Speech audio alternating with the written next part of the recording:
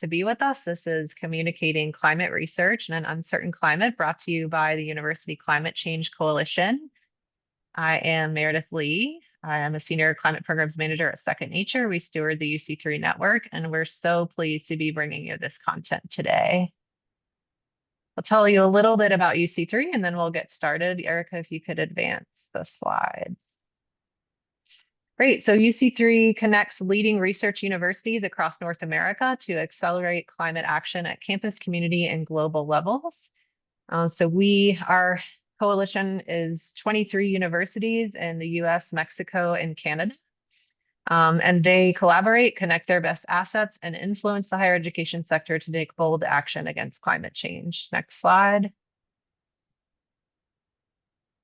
And just to reference the impact of this kind of collaboration, these campuses have over 187 different, or systems have over 187 different campuses, bringing a huge potential for transformative climate action with over 2 million students, 700,000 faculty and staff, and over $99 billion in combined operating budgets. We really believe in the power of collective action and networks, and so we're so excited to be working with these campuses on the most pressing problems of our times. So today's webinar is a result of that collaboration. We've been working on it with our research working group for almost a year now. And just a note that the chat is closed, but we would love for you to use the Q&A for asking questions. And we'll have a lot of time at the end for open discussion, at which point we will be turning off the recording so you can share candidly about your communications challenges at this time. And you are muted automatically. So we will mostly be handling your questions through the Q&A, but Marcus, the moderator, may ask you to unmute to elaborate if needed. So with that, I think we can go to the next slide, and I will hand it over to our moderator, Dr. Marcus Taylor from Queen's University. Thanks, Marcus. Thank you so much, Meredith. First off, a huge thank you to Meredith personally and to Second Nature organization that coordinates the UC3. It's a great pleasure to be here just moderating this event. The genesis of this event was precisely what Meredith has been hinting at here. We face unique challenges. We've always faced challenges as climate researchers, communicating our research to different stakeholders, finding effective ways of communication that are tailor-made, suited for the different kinds of stakeholders. But I think we would all agree that in the last year, or less than a year, these kind of questions have become even more complicated within the North American political setting. So this was the sort of genesis of this idea, and we thought we'd bring in 3 speakers, and we were very, very deliberate in choosing a speaker from each of the constituent countries that make up the UC3, from Mexico, from the US, and from Canada, to bring in that kind of cross-continental perspective onto this. And we really wanted each speaker to focus on some of their real-world examples, some of their engaged practice of what they're doing and how they're trying to communicate it to specific stakeholders that are relevant to them. So I'm not going to speak for long, so I want to get straight onto our presentations, but let me introduce very briefly. We have Dr. Erica Smithwick, the director of Penn State Climate Consortium, who's going to be giving a perspective on communicating climate research within the US context. And then we're going to move to Dr. John Robinson, who is a professor and presidential advisor on environment, climate change, and sustainability at the University of Toronto, and who's very much engaged in real time in working on climate policy in the city of Toronto. And last but very much not least, we are going to hear from Dr. Edmundo Molina Pérez, who is the director of the School of Government and Public Transformation at Tech de Monterrey, who's going to talk about a Latin American-wide climate research project to give us another angle into this question. Then it will be open to you. Questions in the question and answer, please. We will give ample time to each of the participants. We may gather a few questions together or so forth. We'll see how they come in. So each speaker is going to speak for about 15 minutes. They each have a presentation to share, and then we'll move to that Q&A. So you're welcome to throw questions into that Q&A box as they occur to you in real time as the panelists are speaking, but we will get to the end of all three presentations, then do the open panel. And as Meredith mentioned, we'll turn off the recording. So the recording of the presentations will be shared, but the Q&A, that's just between us. Okay, thank you so much. I am going to hand straight over to Dr. Erica Smithwick. Well, good afternoon or good morning, good evening, wherever you may be. Thank you, Marcus. Thank you, Meredith. Thanks to the UC3 for convening this really important conversation. I'm really honored to be here. And so in a very short amount of time, I'd like to take a couple different perspectives on this topic. And I'd like to start with grounding us in place, a place that's very special to us. This is the Yellowstone landscape, a place where I have worked for several decades studying the effects of severe wildfire on ecosystem recovery. And for most of the time that I have worked in this context, it's been a story of resilience. It's been a story of how these systems have adapted to even extreme stand replacing wildfire over the entire Quaternary period, the past 10,000 years. And we know that from all sorts of scientific evidence. Now, not all fires are the same, and not all fires are the same across even the Western United States. But this was a story of giving nature time to recover, and it will be able to recover. On the picture on the left is that same location about 17 years following a stand replacing fire. And the picture on the right is what that forest would look like in 300 years, which at its maximum is about what you'd expect for the time period for the return of an extreme fire.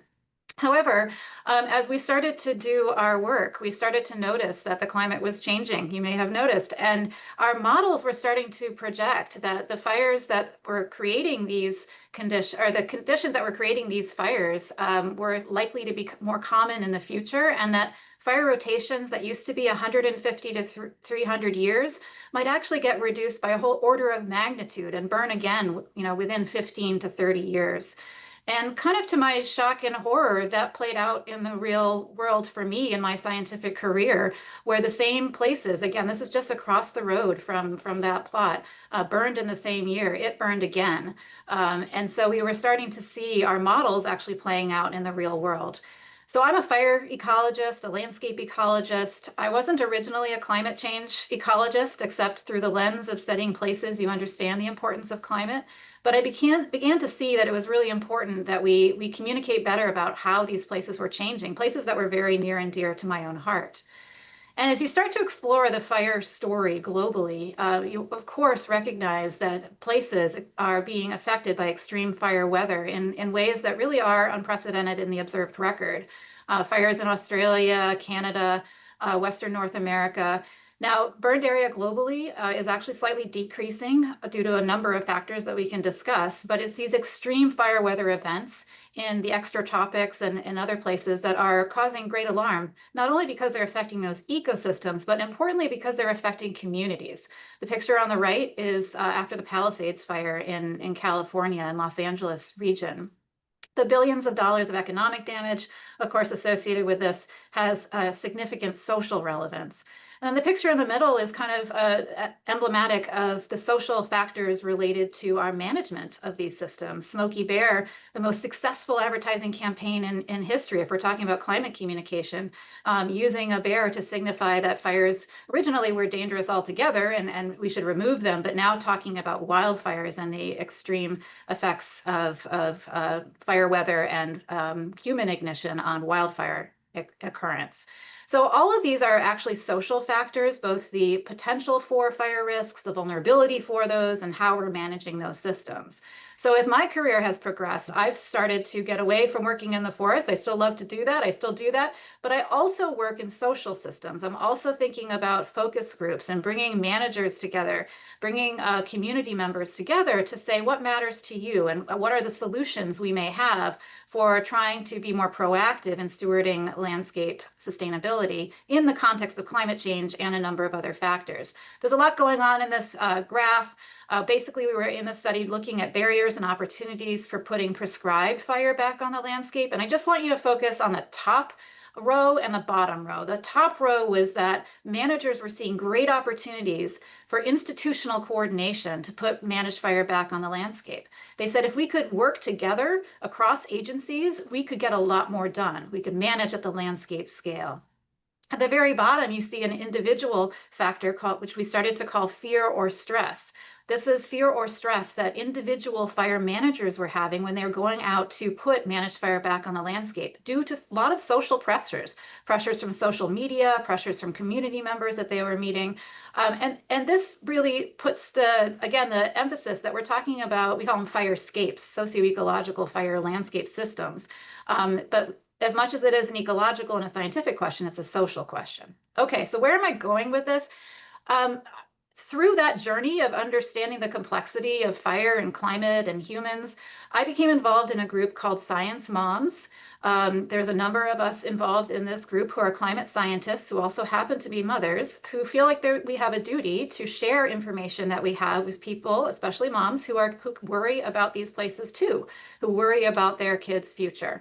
And one of the approaches that Science Moms uses is through evidence-based survey work. It's still true that scientists are trusted messengers, and more so, scientists who are moms happen to be extremely well trusted messengers. And that may be because we can tell humanistic stories about how these places are affecting us and provide information that may be useful for decision making, mostly for people who don't have a scientific background but know it's affecting their communities and their homes and their children's lives.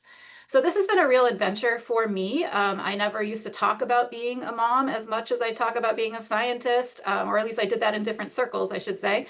But this was a really interesting opportunity for me to think about how these worlds are actually colliding. So a lot of what I do now is sort of thinking about telling stories about these same places that are important to me, and how when I took my son to that same burned landscape a couple years later on vacation, I ended up walking that landscape with him and really thinking about what his Yellowstone would be. What would Yellowstone look like in 50 or 100 years? Would he be able to bring his children to that same landscape? So I can tell that as a scientist and I can tell that as a mom, and they're the same story, frankly. I'm not going to be able to show this video, but we don't have time, but this is, well, ironically, it's called By the Time, and this is an advertisement that the Science Moms campaign group put out. It played during the Super Bowl, and it's about a minute long. I will put the link in the chat at some point. I hope you can watch it. It's on YouTube. It's a very powerful ad that talks about how the time is running out for us to act on climate change, but when we see it through the eyes of our children, it becomes even more meaningful. And we use this campaign to raise money for the LA wildfire firefighters and their communities following the Palisades fire. But it also sparked a lot of conversation. I got personal postcards in the mail from other moms who had seen the ad and were really thankful for somebody giving voice to something that they were already thinking about and worried about, but really didn't know how to act. So part of what we also do in Science Moms is get out there. So we're connected often with media. And so I've been on talk shows now talking about how we talk to kids about at different age levels, through books about climate change or how it's affecting the world and different parts of the world on different continents. We talk about s'mores, solar ovens, getting kids outside, learning about science. But guess what? You can also learn about renewable energy and the power of the sun through this little demonstration. We've talked also, when recent events come up, extreme events, we're put in front of media to try to talk about why this matters to us as scientists, but also why this matters to us as parents. So as I think about all of this, as a personal story, I also am a university representative. I'm speaking today from a faculty position at Penn State, but what I think about a lot is how universities are potentially positioned to have these conversations.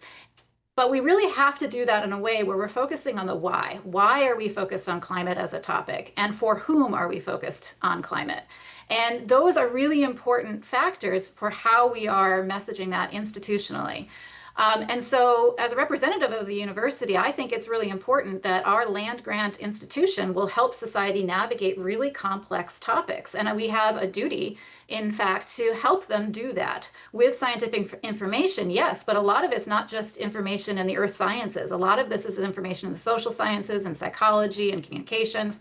You know, things about and philosophy. How should society weigh differential vulnerabilities and burdens, where the costs of dealing with climate change mitigation and adaptation may hurt current generations, but might benefit future generations? How do we value that? And I think universities have a role in being able to help communicate and help convene those conversations. And I can go on, I don't have a lot of time, but you know, thinking about our students, how our students can be engaged and informed citizens. When you think about climate, it's a lot like other topics. What information, tools, and skills do they need to engage in constructive and unfortunately controversial dialogue and conversations? How can we better equip students to have those tools, and so that they can be prepared to have careers in whatever our climate future looks like? You know, there may be more jobs in renewable energy, but regardless, our systems are going to be different, and how are we preparing them? And then finally, how do we recognize our potential for leadership, innovation, and scaling as a university?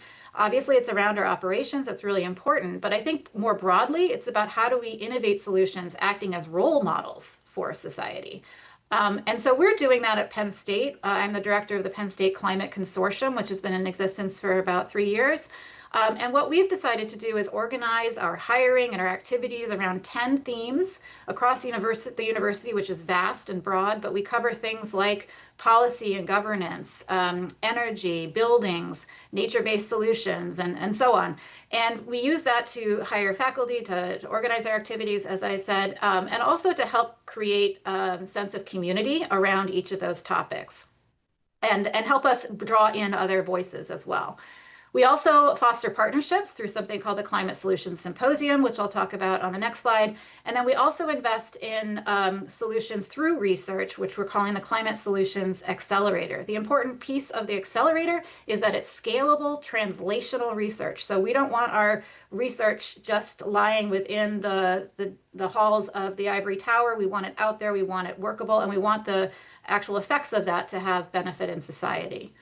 So our Climate Solutions Symposium regularly convenes 300 to 400 people. They are not all academics, very much the opposite. We can pull people in from government, NGOs, business, and we have been really honored to have wonderful keynote speakers over the last few years, Mustafa Santiago Ali, Paul Nicklin, Namonte Nquimo, representing different kinds of voices across the globe who are tackling climate-related work in their own ways and with their own perspectives. We convene workshops and focus groups within the symposium to make sure that conversations are happening across sectors, not just across disciplines. And then our Climate Solutions Accelerator has a level 1 workshop where we actually require teams, interdisciplinary teams, to bring in non-academic partners at the first stage of development of their project. And that is supposed to inspire a transdisciplinary, place-based approach to whatever solution they may have in mind, not doing that at the end of a project. And we've invested now in 4 different large-scale projects, which we call level 2 accelerators, and you can see the topics here on the screen. So it's a vast diversity, but tapping into the expertise of our students and our faculty and our research enterprise, but also bringing in stakeholders in Pennsylvania largely, but also in other places around the world who are benefiting from that partnership. And ultimately, all of this is because we are a land-grant institution. We want to think about delivering the public good. And we can do that without even mentioning the word climate. We can think about what the needs are in policy and agency, what the needs are in ecosystem, what the needs are in communities, what the needs are in business, economic, and infrastructure, and start there. And then once we've identified what those needs are, then we can think about how we are positioned as a university, as an interdisciplinary team, transdisciplinary team, to try to address those issues. Ultimately, we're helping our teams take flight. We want our research to be successful and to have impact. We want to engage those partners for impact, and we want those solutions to be place-based. So we're really pleased that just this year, we have launched something called Prepare PA, which is a partnership with the Commonwealth of Pennsylvania, our state agencies, to try to coordinate across agencies issues around climate adaptation and mitigation. And this is really exciting for us. We have a whole series of events that we are planning in this first year. Ultimately, you know, the message here might be different than it might be to a mom you meet on the school board. Here, we're really also thinking on, you know, the vision of the state is how do we avoid costs and how do we create value for the Commonwealth? And then how do we meet communities where they are? The figure on the left is from a recent report showing that the cost to municipalities from climate change, especially from stormwater capacity, is about 50% in the future. We also know that renewable energy job growth is a big part of the energy portfolio, and how do we help the Commonwealth grow that? Now, this isn't the only thing we talk about in the context of Prepare PA, but it's definitely a different kind of messaging that policymakers will need to hear as we move forward. So we have a whole suite of things that we're in the process of developing now around outreach and engagement, which across the Commonwealth is a big task, but we're really excited to do that. We have this annual conference, the symposium that I mentioned earlier. We're also going to be trying to develop tools to get data into the hands of users and stakeholders who might need that, building on our expertise at Penn State, but also with our partners. And then ultimately also preparing educational materials for our students, yes, but also for state agencies, also for communities, to try to keep the educational portfolio very broad for folks who want to engage in this space. So finally, you know, if I were to try to think about some of the broader takeaways, and this is a big challenge for this panel, I'm looking forward to the discussion, but just a few thoughts to start with is that focusing on storytelling is obviously really, really important as we engage new partners in this conversation, and that storytelling is human-centered and is by trusted messengers, and that I think that it's telling a story about the places we care about and the people we care about. I think that's going to be really important as we engage more deeply. Secondly, delivering on the public good. I think it's our duty to do that on multiple levels. As a faculty member, I certainly feel that. As an institution, I hope we're moving in that direction on a number of fronts. But things like workforce development, climate services, supporting municipalities and businesses, these are things we can do as a land-grant institution, and we should be engaged in this space. In doing so, we do need to work on better articulating and creating the value in the research mission, and in this case, in the climate research mission. Why should we invest in this now? And that's really important right now for the US, given our federal funding situation. How do we create that value? And I do think it's through partnerships with society. It's our interdisciplinary strengths, it's our partnerships in society. We can show value in the work that we're doing, and we should be doing more of that. And then really importantly, as a university, innovating curricular and extracurricular educational activities to prepare students for jobs, and importantly, civic engagement. You know, starting with the hard questions now so that they are really prepared when they go out in the workforce to engage in complex topics like climate change. So I'll stop there, and hopefully I've left enough time for my fellow panelists, which I'm really looking forward to hearing from. So thank you. Awesome. Thank you so much, Erica. That was really interesting. We are going to hand over now to John to get another perspective on this. Please do keep your questions coming in the Q&A box. We will get to them once all three panelists have presented. Dr. John Robinson, over to you. Thanks very much, Marcus. I'm just trying to pull up and start my slides. Can you see them now? Yes. Okay. What I'm going to say is in some ways a similar message to that of Erica, and in other ways, I think a quite different message. So the terms where there's overlap are place-based, humanistic, stories, why, and public good. And we're trying to do all those kinds of things too. But we're definitely not trying to communicate our research. And so that's going to be a central part of the argument I want to make. You can see the title here, Don't Lead with Climate. And I'm going to try and make a bit of a general argument about that, and then move on to an example of a 4-year pilot of an alternative approach to trying to communicate research. And hopefully do that all in 15 minutes. So we know that cities are deeply involved in climate. In fact, I would argue most of the energy in the world on climate issues is now happening at the municipal scale rather than at more senior levels of government. 1,000 cities have joined the UN's Race to Zero. 284, or 1/4 of all the cities that there are, have net zero climate targets. In Canada, 8 of 11 of our cities have net zero targets. Toronto's target, that's where I'm located, and that's who we're working with, is to reach net zero community-wide emissions by 2040. So this is a common set of goals that are increasingly being adopted by cities around the world. Just to give you a little more detail on the Toronto targets, in 2017, the original target was an 80% reduction by 2050 in GHG emissions. Council declared a climate emergency in 2019, and a new target was set of net zero beyond the 80 by 2050, and then Council actually moved it up 10 years, a couple of years later. This was unusual because normally these targets come from modeling done by staff, but this was actually the politicians proposing more ambitious targets than staff were able to justify at the time. So that was kind of an interesting example, and you can see the goal is to get from the sort of second line from the top, business as planned, a kind of current trend scenario, down to that bottom blue line. That's the current target now. So pretty massive reduction. Things like retrofitting every building in the city to something close to net zero, 480,000 buildings in the city by 2040. You can imagine these are big targets. And every city that has actually declared a net zero target is facing that kind of scale of target. How are they doing? Well, not very well, actually. And part of the reason is that meeting these very ambitious climate goals is going to require unprecedented levels of political support in the populace of the city and unprecedented levels of behavioral engagement.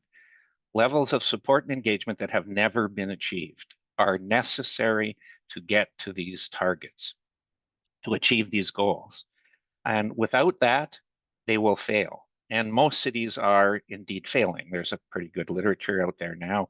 I'll give one example is the final quote on this slide, which comes from a paper that we co-wrote with 3 staff from the City of Toronto's Environment Climate Division. Toronto is not on track to meet its 2030 target. Without transformational action across all sectors, it's unlikely to meet the 2030 and 2040 targets.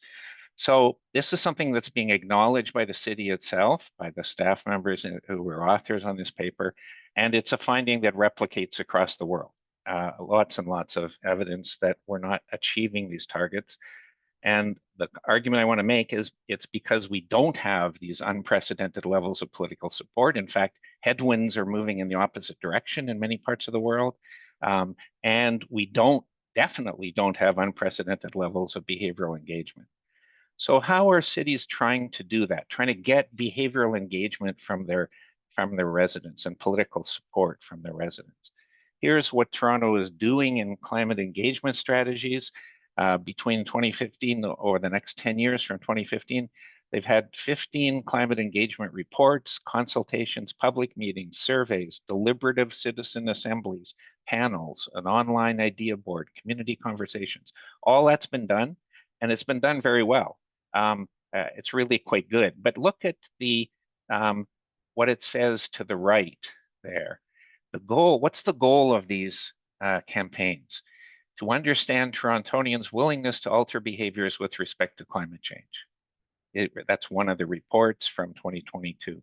That's kind of what's the orientation of the city to try and get this support and engagement. In 2022, they also created a climate advisory group, 26 members. That's been going ever since. I'm a member of that, and I can testify to a lot of care and thought has gone into trying to make that process work. But you can see again a goal here to provide advice, facilitate ongoing communication, and guide the effective and equitable implementation of Toronto's climate strategy, the Transform TO strategy. And what I want to say here is this is quite typical. Toronto is actually better than many cities, I believe, in doing this degree and level of engagement of different parts of the city, but it's not going to work, and it is not working. And I think it's because the general approach taken by every city, in fact, every government I know, is something you could call persuasive communication. And the idea here is we know the story, we're the experts. That's why I'm resisting this communicate our research idea, because it falls exactly into this kind of approach. We know the story. The goal is to replace our audience's incorrect or inadequate or insufficient story with the truth about climate change and climate action and the need for action. So that's the goal. The focus is usually on conscious individual behavior change. So we're trying to convince people to decide individually to insulate their attic or take the transit or whatever the measures are in the climate action plan. We're trying to convince individuals to do that. The premise is that people are resistant to change, but they can be convinced. If we do a good enough job of communication, they can be convinced. And the whole project of this persuasive communication is based upon an information deficit model of behavior change. Put simply, if we knew better, we would do better. In other words, if we educate people, if we do literacy, energy literacy, or climate literacy campaigns, we will change people's behaviors. And so that's the information deficit model, and we provide information that leads to attitude change, which changes our intentions and ultimately our behaviors. The problem is there's about 60 years of research showing that often the thing moves exactly in the opposite direction. We bring our intentions and our beliefs in line with our behaviors. And this research is in many fields. Social psychology of behavior change, community-based social marketing, social practice theory, the billions of dollars that have been spent on energy efficiency program evaluation over decades now, and health promotion. All of these literatures are telling us information does not change behavior. And the best example of the best illustration that information doesn't change behavior is that despite the fact that we've got 60 years of information that it doesn't change behavior, we keep still doing these education campaigns. So we're a perfect illustration of this problem. All that evidence hasn't changed our behavior in running these programs. And look around you in whatever city you're in, I can pretty much, well, I certainly believe that there are tons of communication programs and campaigns all about educating people about climate change and getting them more concerned about climate change. And that's a good thing. I actually think it's a great thing to do. I just don't think it has behavioral consequences. And so what we're trying to propose and to test out is an alternative approach. We call it emergent dialogue, one that doesn't lead with climate, doesn't talk about climate, but starts with the pre-existing agenda of neighborhood residents.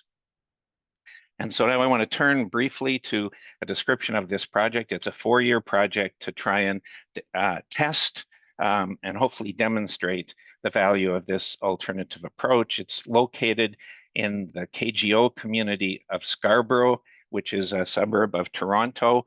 KGO is a community that's highly racialized. It's a low-income community, classic marginalized community, and it's about 30,000 people. So quite a small neighborhood in the city of Toronto. These are our two partners. The East Scarborough storefront's been around for 25 years, so they're deeply embedded in the community. They're trusted, they're believed. And Catalyst Circle, which spun off of Storefront in order to document the connected community approach that was developed by Storefront over its 25 years. And this connected community approach, I can say, is incredible. Amount of thought and effort has gone into thinking about how to work in and with community. This is the project itself. We start with activity number 1, that sort of pinkish oval there, which we call momentum surfing. What are people in the neighborhood actually rolling up their sleeves to do to make a better neighborhood? What's going on? can we create a heat map of the neighborhood, of all the activities, not individual activities, collective activities of groups in the neighborhood. Every neighborhood in the world has tons of groups working inside it to try and make a better world. So let's find out what's going on. That's momentum surfacing. Sense making number 2 is, can we see if all these disparate activities add up to a picture of a desired future for the neighborhood? So we went through a whole bunch of processes to articulate this desired future in 2050 for the KGO neighborhood, asked all the people who were involved in rolling up their sleeves and working, is this consistent with your view of what you would like this neighborhood to look like? Then activity 3, we say, how do we get there? Because they did agree. They said, yes, this is what we want, where we want to be. How do we get there from here? What are the pathways that will take us there?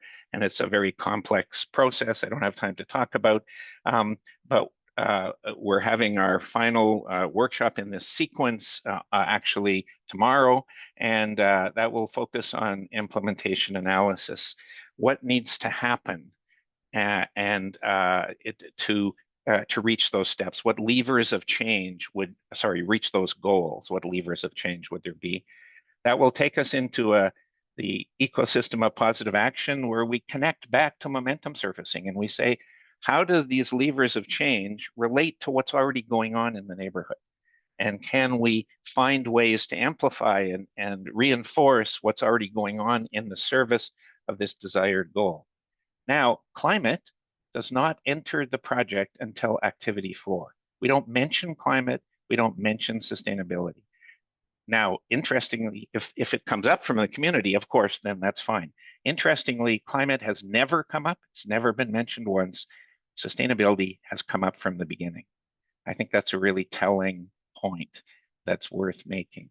And then there's an evaluation approach, all the way through the project.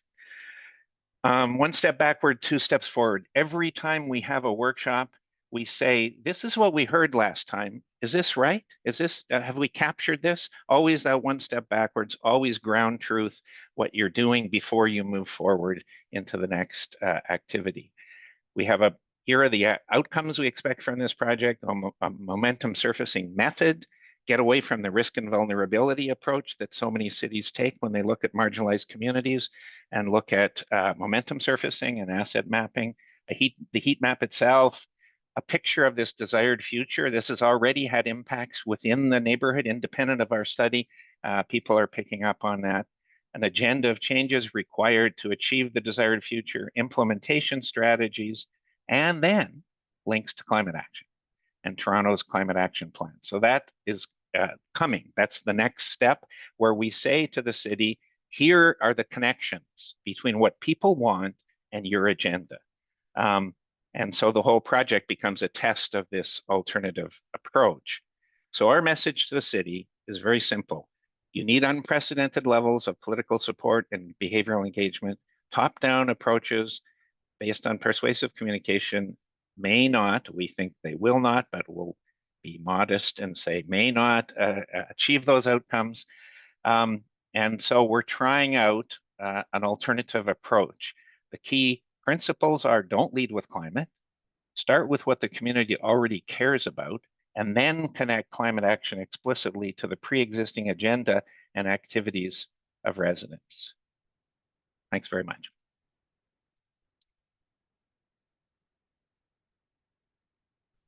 Wonderful. Thank you so much, Dr. Robinson. And our third speaker this afternoon is Dr. Edmundo Molina Pérez from Tec de Monterrey. Dr. Pérez, you are ready to share your screen and your slides? Wonderful. Please go right ahead. Thank you so much.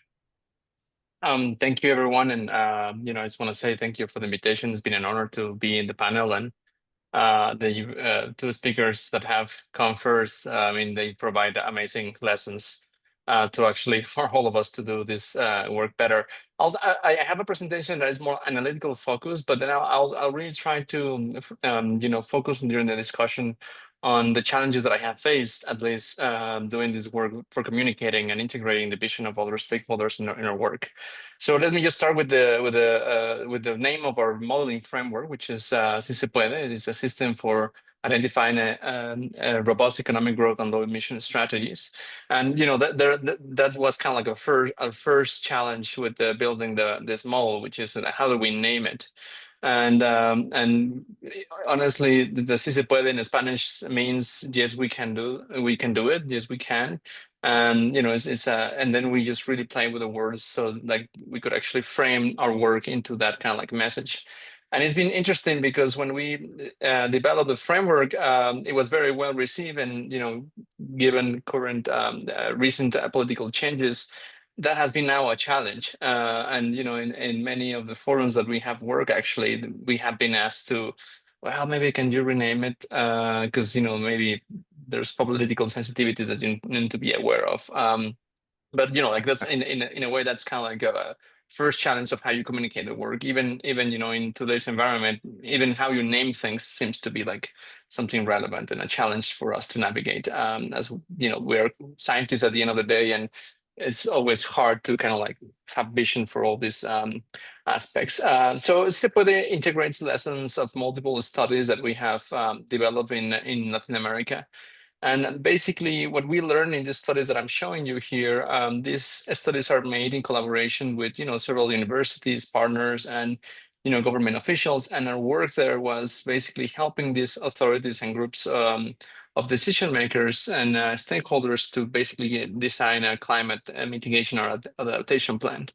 And during this work, what we focus or realize as a research team is that we were spending at least 90% of the time developing the tool to be able to actually, do the analysis. And that was successful, but at the same time was pretty challenging, because what you want to do with the tool is actually asking the questions, right? Like you really want to be exploring the questions, and in terms of communication, you really want to engage with stakeholders and really kind of like try to be more responsive to what they care about, not really just kind of like having the model and make sure the model works and produce like robust data. So that's why we created this platform that we named Si Se Puede. And let me just give you a bit of a summary of what it is. It's a bottom-up sectoral pathway simulation model. It covers 170 different countries, all the gases. We have put a lot of emphasis on ingesting data from observed conditions in each one of the countries. And in each one of the sectors of the inventory, we already kind of like predefined 10 to 20 different transformations per sector. In the work we've done, what we realized is that and John, you mentioned this as well, which is, actors are concerned about like not necessarily climate change, but they're concerned about, for example, in climate policy with the government is like how many electric buses that I need to buy, or how many subway lines I need to develop.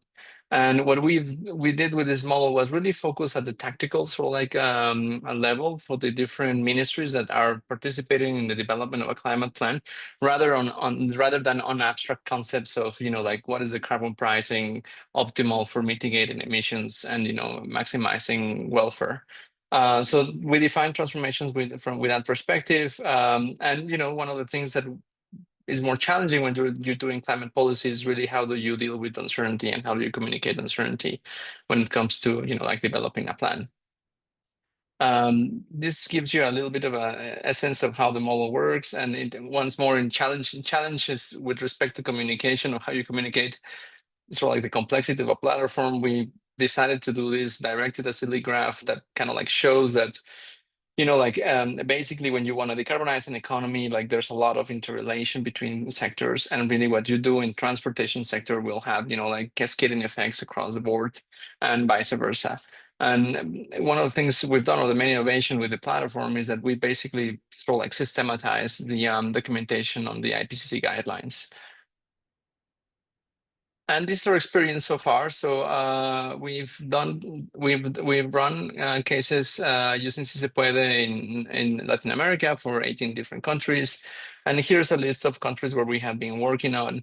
And each one of these has been a challenge, which I'll try to mention in a bit, like what has been the challenge in terms of communicating and interrelating, during the study with other partners. This is our sort of like our approach. This is a method that was invented at the RAND Corporation, named robust decision making. And what you can see here, that is connected really well with today's discussion is that when we are doing a study, we don't really start with a model or a set of predefined questions that we want to answer. Really, the first stage of analysis is just participating with a set of stakeholders. And really, our work as researchers is how we develop an analytical engine that allows the stakeholders to see in the model the plans that they care about and the measures of merit about those plans. And then really our work as researchers has been to kind of like, running computational experiments and group dynamic sessions in which we share with them information and return to the table with evidence about under which conditions their plans will fail or succeed to meet their goals. And like one of the challenges for which I have not fully resolved how to do this correctly is when you're doing this sort of like modeling in a very diverse set of tables, it's very difficult to know whether or not you're basically capturing all the input from everyone else, or even how you design a session in which people can actually participate and feel confident that they can express their vision and interest. I think we have gained experience in how to do this through the years, but it remains a challenge. And perhaps the last comment here I want to say, when it comes to climate change, something that has been proved successful in these engagements is that the workshops are really just kind of like an inventory collection of things we need to do research on during the project. There's no predefined conceptions of what is right or what is wrong.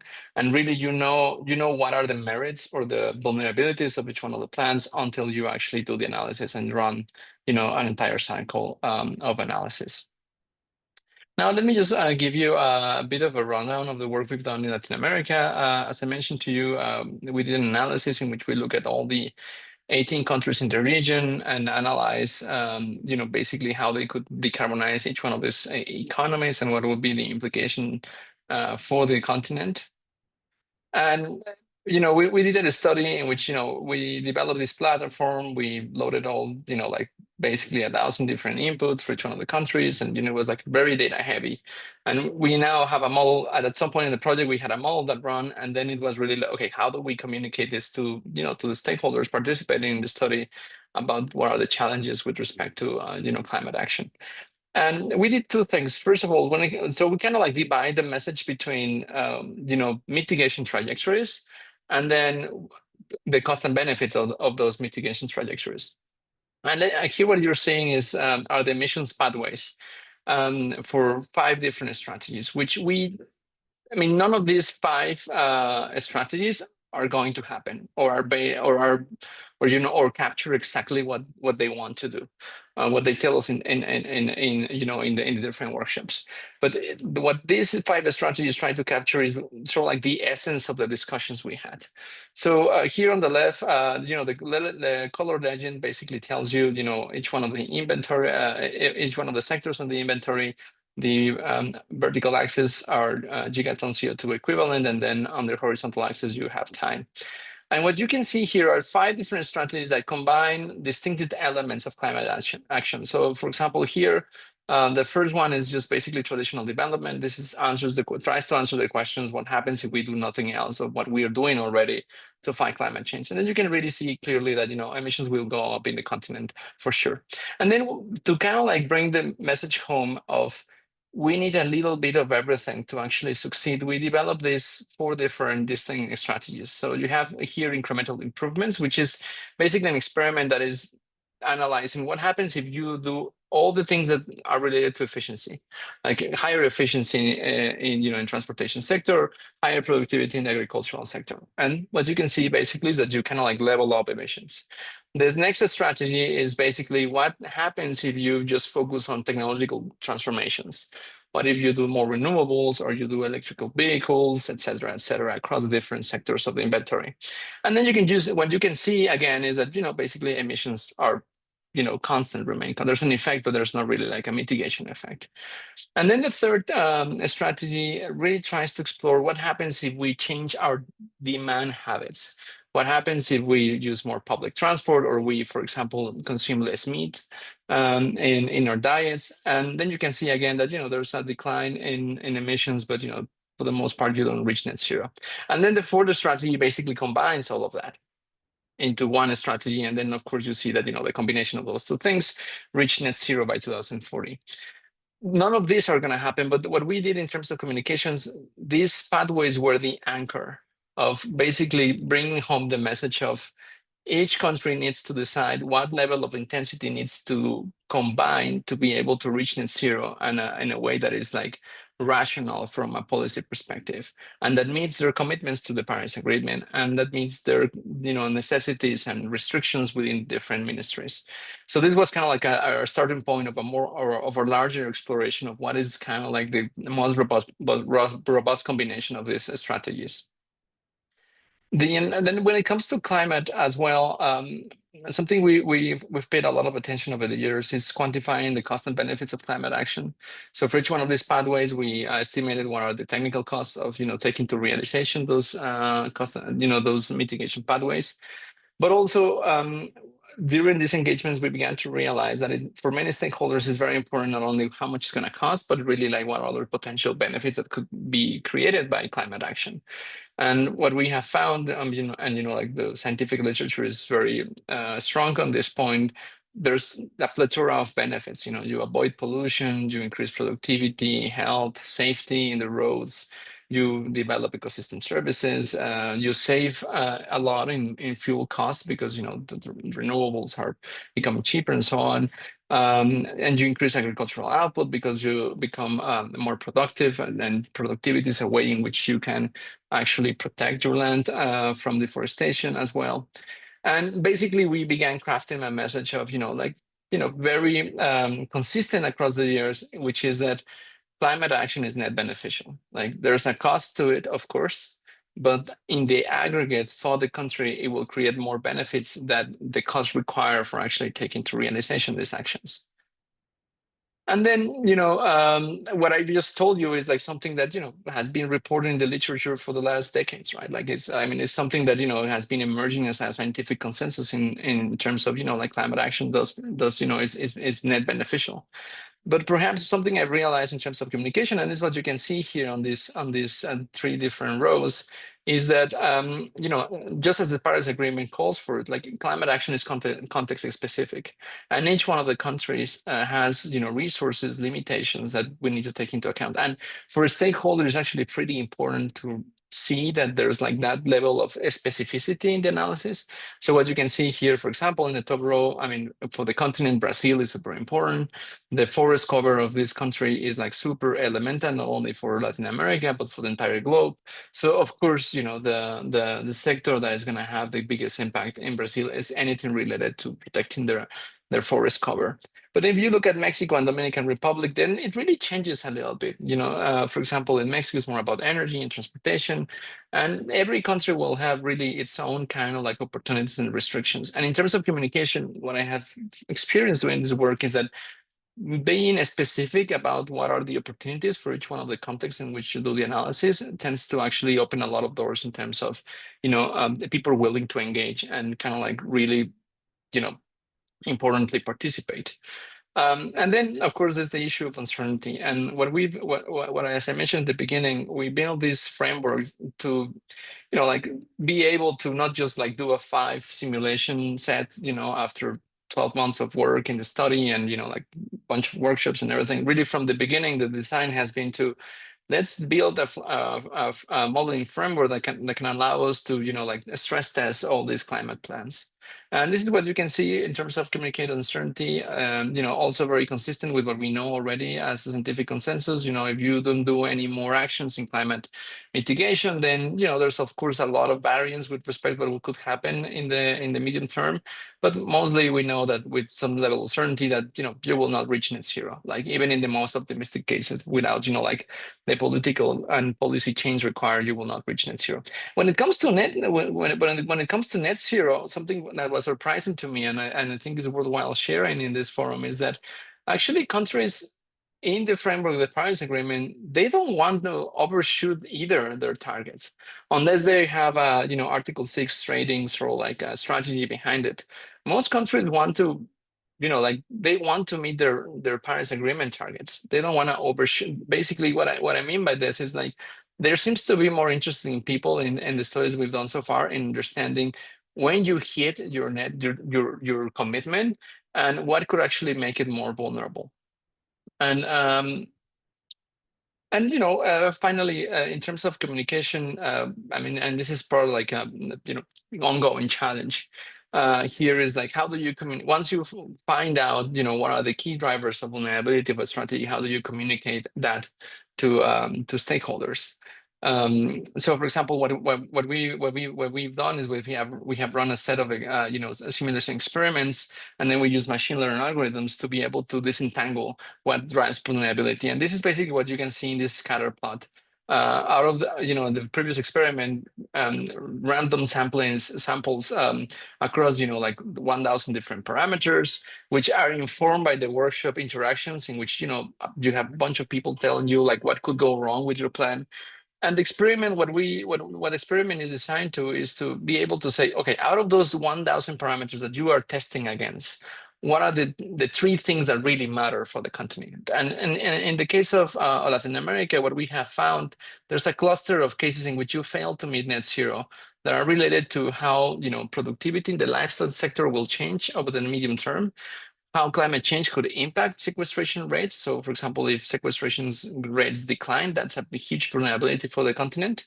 And in terms of the action that you can actually take to mitigate, there's actually it seems like there's actually two things that are very important for the continent. Like one is ending deforestation, and the other one, very interestingly, in this study refers to shifting diets, like decoupling the growth of like meat consumption with growing incomes in the continent. And this figure is important in terms of communication, because it really brings home the message like there's 1,000 things that could go wrong with your plan, but based on the experimentation we've done and the interaction with stakeholders we've done, it really everything comes down to just 4 key factors that you need to pay attention to. And then, of course, this becomes specific per country. I don't want to go into the details, but every country will have a specific vulnerability conditions that they need to pay attention to. And once more, being able to communicate those specifically is relevant. And finally, what I wanted to touch a point on is, one of the big concerns right now, and it was also mentioned by Erica, is like jobs, for example. I mean, people are really concerned about like how this climate action would impact the fabric of our economy. And right now we're engaged in several studies in which actually people want to understand like how many jobs will be created by climate action. And we've done a lot of analysis in terms of okay, so for example, for a country, how can you actually estimate given climate action in specific sectors, how the economy will change in terms of jobs. And then, basically what I want to show in this graph is something that has been very important in some communication, is telling people which economic sectors win jobs and lose jobs. I mean, really having a mature conversation about like, is not everything is about winning. It's about, you're changing the fabric of the economy, and being able to come back to the table and say, in this case, which, for this country, agriculture we're expecting it will shrink out of climate action, right? And stakeholders appreciate that, because then you have a parameter of design, right? Because then the next question is like, can you design a climate strategy that maybe relaxes a little bit the impact on this sector that maybe I don't want to lose because political reasons, or just like justice or equity reasons, but also puts on the table the big question of like, well, maybe you will lose some jobs in this sector, but then other sectors that are more have higher wages perhaps will grow. And then it puts this debate on the table that like every country needs to navigate in terms of developing climate action. Here you can find a little bit of information about this work and some things I've written with respect to kind of like being able to develop decision support tools that can help not only central banks and ministries of finance design climate policy from a perspective of what is the optimal carbon tax, but really kind of like helping other ministries see themselves in terms of, okay, now this is how many bus lines I need to develop. This is how many electric buses I will need to worry about. And in terms of uncertainty, I preside the DMDO Society, which you can visit in this website. And every year we have an annual meeting. And if you're interested in communication challenges of uncertainty and related, I invite you to participate and join the society. And it will be an honor to engage with you via the society. Thank you so much, Edmundo. That's really interesting to get to grips with Si Se Puede. We have a period of time now in which the audience, please put some questions in the question and answer. You have some incredible expertise in front of you, and I'm fairly certain they will take any question around communication, transformative pathways, and climate research that you care to throw at them. We have a couple in the question answers. I will start with those. First one by Peter Mecca, who asks or states, indigenous knowledge has been established over a long period of time, contains volumes of information based on observations. Is the group inviting or incorporating voices from tribal nations? Certainly, I want to emphasize that yes, we actually did invite several voices for this session. The timing didn't work out, so we decided to go ahead with this session and focus that hopefully for a panel in February or sometime in the new year, when those individuals with indigenous knowledge holders and indigenous scientists can participate. So certainly watch this space on that. Although an excellent question for the panel is, where does indigenous knowledge fit into the kinds of stakeholder participation and communication things? So we'll definitely do that. Whilst they're also talking about that, we'll take the question from Alex Miller as well. Do you and your universities find international rating systems such as AASHE stars valuable in conveying climate action as success? Does success in ratings such as stars show value to you all and your community in communicating climate action outcomes? So I'm interested if the panelists want to engage the question of incorporation of